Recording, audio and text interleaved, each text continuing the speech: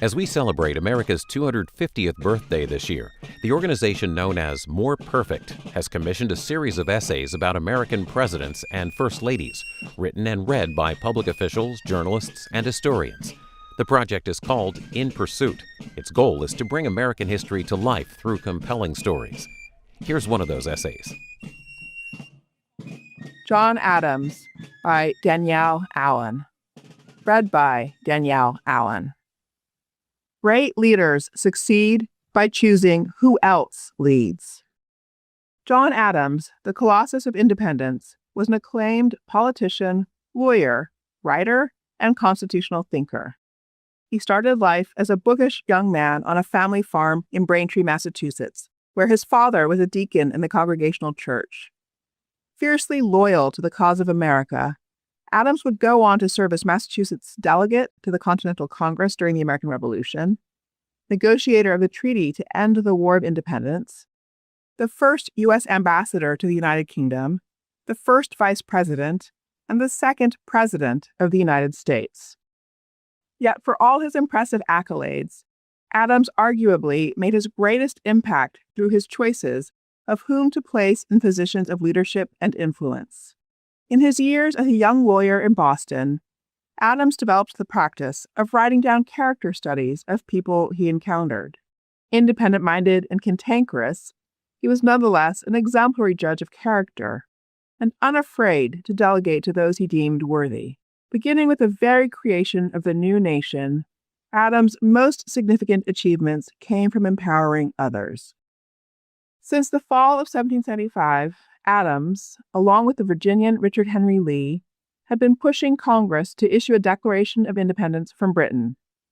In June 1776, Congress decided to set up a committee to draft the Declaration's preamble. Many people would have jumped at the chance to articulate the principles that would define the American experiment. Instead, Adams ensured that Thomas Jefferson would be appointed head of the 5-person drafting committee. Why? It's true, Adams was one of the busiest members of Congress, ultimately serving on 90 different committees. His real reasons, though, went beyond workload. As Adams claimed to have put it in a conversation with Jefferson, reason the first, you are a Virginian, and a Virginian ought to appear at the head of this business. Reason the second, I am obnoxious, suspected, and unpopular. You are very much otherwise. Reason the third, you can write 10 times better than I can. Putting aside ego, Adams selected the man he believed would best articulate the moral case for the nation, a case that Lincoln would pick up and reinvigorate 77 years later. Adams' clear-eyed assessment of others likewise enabled the American Revolution to conclude on satisfactory terms. In 1782, Congress dispatched to Paris 3 American peace commissioners, Adams, the wealthy New Yorker John Jay, and the scientist-politician Benjamin Franklin. And Congress charged them with keeping their French allies fully informed of all conversations with the British. The French skillfully used this inside information to steer negotiations toward their own interests, even where those diverged from America's. Franklin had been in Paris since December 1776. His wit and sociability made him a darling of French society, and he was on intimate terms with the French negotiators. As Jay and Adams saw it, Franklin's social entanglements were making action on behalf of America difficult. Despite his protestations, Franklin had real conflicts of interest. On October 29, 1782, Jay and Franklin argued about how to continue the negotiations with France and Britain. Jay proposed a different method and manner than Franklin's relaxed approach. The commissioners, as Adams put it, needed to be honest and grateful to our allies, but to think for ourselves. Adams endorsed Jay's proposal that they should start negotiating with the British without informing the French. Outvoted, Franklin concurred. The 3 men delivered the preliminary articles of peace a month later, on November 30th, 1782, after a full year of failed negotiations. It was Adams' clarity about the character of those around him that enabled this breakthrough and put negotiations on a new path that finally led to peace.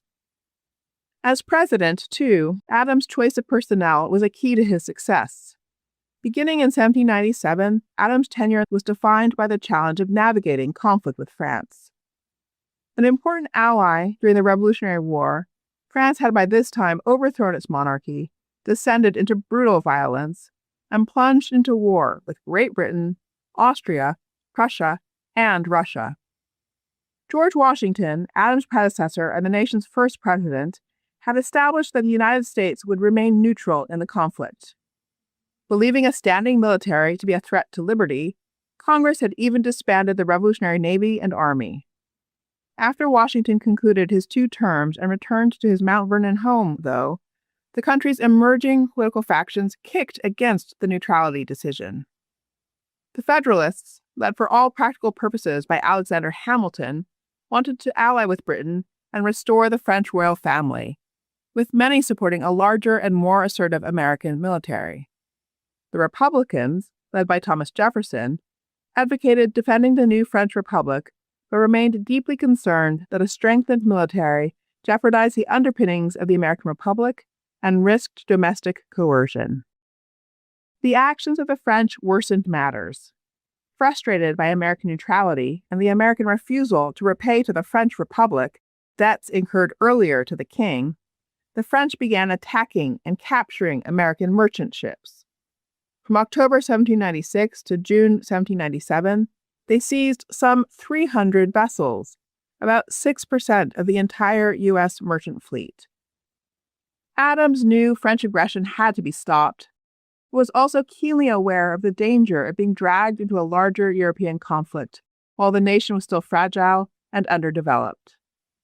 Threading the needle between factions, Adams sought congressional authorization for a military call-up and a naval force, intending to put both to work to enforce neutrality. He sought strength without entering the war. The canny New Englander faced the daunting challenge of how to help his fledgling nation learn to wield military tools without militarizing as a society, the Republicans' great fear. Adams assuredly made mistakes, deciding to sign rather than veto the Alien and Sedition Acts, for instance, which permitted the government to prosecute Americans for speaking and publishing criticism of their leaders. Yet he mostly succeeded, once again, by installing the right people. He put George Washington back at the head of the Army, and Benjamin Stoddard, a resourceful and forward-thinking merchant and former Continental Army officer, at the head of the Navy. Both men were characterized by impeccable personal self-discipline and respect for institutions. These choices ensured that the military buildup would be targeted and constrained, and that the country would accept a reduced military role after the end of the conflict.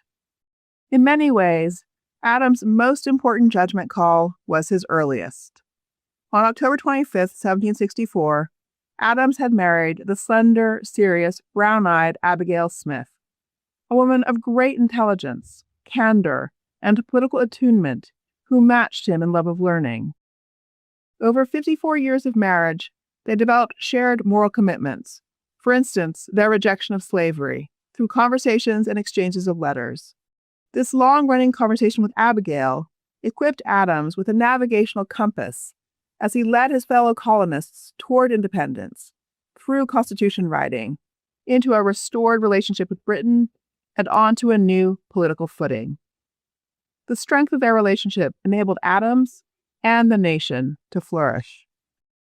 After arriving at the President's house on November 1, 1800, the first chief executive to inhabit the soon-to-be iconic White House, Adams penned to his cherished Abigail the exhortation that would one day be carved into the fireplace of the state dining room. May none but honest and wise men ever rule under this roof. That prayer called future generations to revere good character. Adams' own ability to identify and empower honest and wise men and women played an essential role in shaping the trajectory of our young nation. This essay is part of a series commissioned by the organization known as More Perfect, as America celebrates its 250th birthday this year. Public officials, journalists, and historians are writing about presidents and first ladies, with the goal of bringing American history to life through compelling stories. We'll hear more of these essays through the year on C-SPAN. And to learn more about the project, go to inpursuit.org.